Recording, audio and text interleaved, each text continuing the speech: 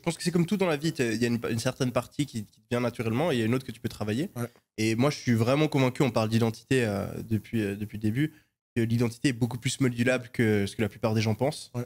Et que dès le moment où tu casses ce truc où tu te dis, ah, je suis une personne comme ci ou je suis une personne comme ça, dès le moment où tu fais ce travail profond de. En fait, il y a beaucoup de gens qui comprennent pas ça. Je me renseigne de plus en plus, on en parlait avant, sur le pouvoir de la visualisation, de l'esprit, etc. C'est un truc qui m'intéresse. Et cette année, en tout cas l'année prochaine, j'ai envie d'aller lire tout ce qui existe là-dessus et de même tester des trucs sur ma personne. Et en fait, beaucoup de gens, bon, déjà, quand tu leur dis que répéter des phrases, genre répéter j'ai confiance en moi, etc., dire que ça marche, il y a énormément de personnes qui pensent que ça marche pas, alors que je l'ai testé personnellement, ça marche.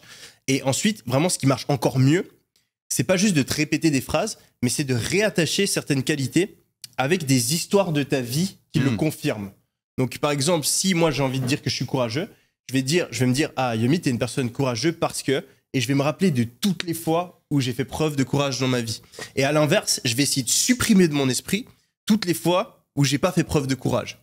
Et en fait, quand tu analyses une personne qui a confiance en elle et une personne qui a pas confiance en elle, ce que tu remarques, c'est que la personne qui a confiance en elle, elle va justifier ses échecs par des circonstances externes et s'attribuer le mérite de tous ses succès. Alors que la personne qui n'a pas confiance en soi va faire l'inverse. Ce qui fait que tu peux avoir deux personnes qui ont exactement le même niveau de succès, une personne qui a énormément confiance en elle et une autre qui ne l'a pas. La seule différence, c'est que la personne qui a confiance en elle, elle a sélectionné les bonnes mémoires et les a réattachées à ses qualités, alors que l'autre l'a pas fait. Et donc, en fait, quand tu fais ces visualisations, tu fais ce travail-là. Et c'est comme la méditation, tu fais un travail intensif pendant 10 minutes, et après, ben, le but, c'est que ça se répercute sous tes pensées de manière un peu plus générale sur toute ta journée.